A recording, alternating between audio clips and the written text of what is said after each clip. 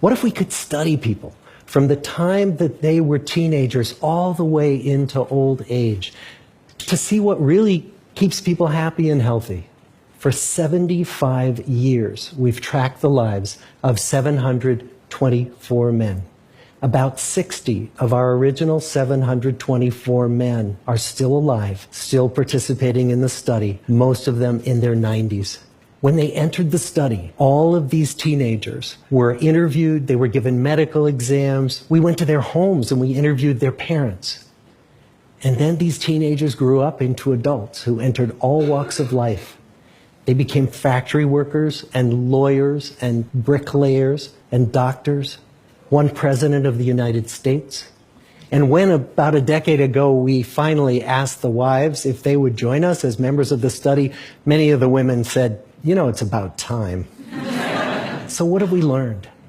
The clearest message that we get from this 75-year study is this: good relationships keep us happier and healthier. We've learned 3 big lessons about relationships. The first is that social connections are really good for us and that loneliness kills. It turns out that people who are more socially connected to family, to friends, to community are happier, they're physically healthier, and they live longer than people who are less well connected. And the sad fact is that at any given time, more than 1 in 5 Americans will report that they're lonely. And we know that you can be lonely in a crowd and you can be lonely in a marriage.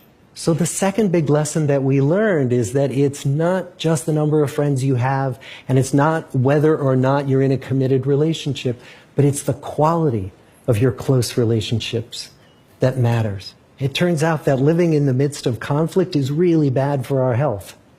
High conflict marriages, for example, without much affection, turn out to be very bad for our health, perhaps worse than getting divorced.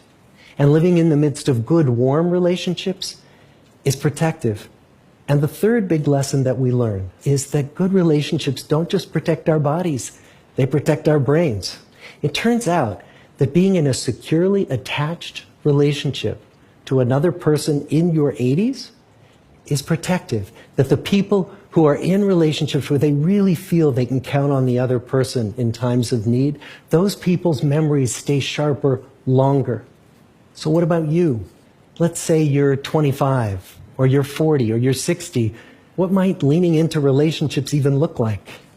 It might be something as simple as replacing screen time with people time, or livening up a stale relationship by doing something new together, long walks or date nights, or reaching out to that family member who you haven't spoken to in years.